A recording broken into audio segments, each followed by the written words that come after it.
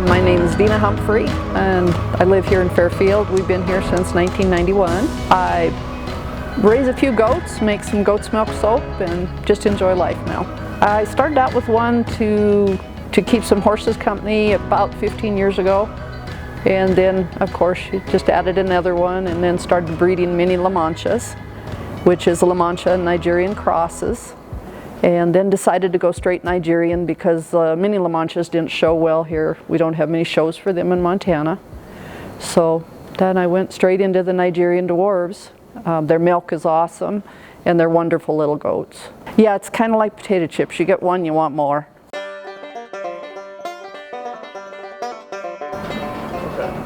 So the question we had was, how do you get started raising goats?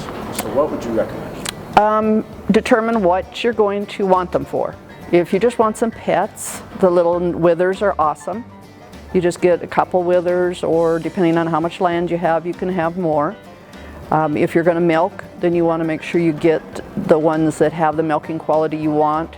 If you're going to make cheese or things like that, you might want more. My Nigerians give between a quart and a half of milking, so you get about a half a gallon a day from a good milker.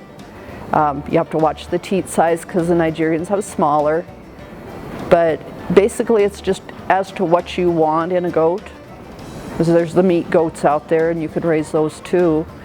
But once you determine that, then you'll know what you need to do from there. So what for facilities, what do they require? If you're going to do like two little withers, you could use even a large dog house and a run, you know, one of the larger dog kennel runs even, if, you know, as long as you get them out and play with them. You have to have two because they need a buddy. You don't ever want one alone because they get too lonesome. Other than that, it's just basic water and feed. And the withers you don't give grain to because they can get urinary tract problems. If you're going to go with breeding and milking, you're going to want more land. You know, I'd say an acre for a couple does. You don't keep your bucks with your does, and you can AI.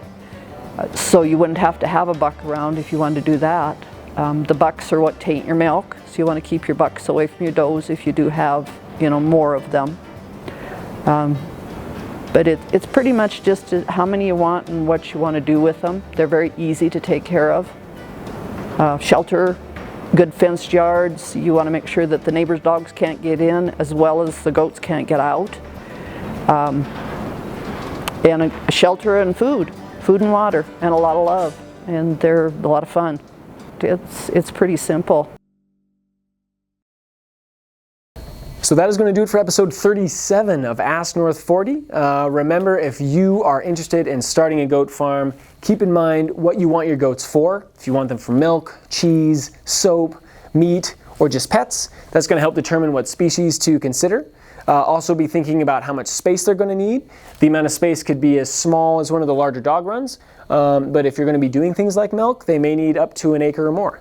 And lastly, shelter, food, water, and lots of love, and you're going to have a successful goat farm. Big thanks to Dianna up in Fairfield for allowing us onto her farm and showing us around and helping us answer this question.